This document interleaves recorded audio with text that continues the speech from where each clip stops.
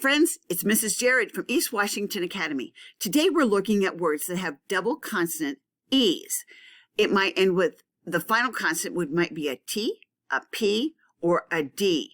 Today you're going to get to play a game called Phonics and Word Study SP11. You are going to toss a dice or flip a coin.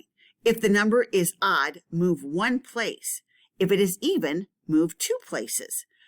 Once you move your marker that place, I want you to say the word that is on where you land. Now, make sure that you're looking carefully at the double consonants and make sure that if it's the first letter says its name, the second one is silent. So if I flip a coin and I move one, the first word would be peep.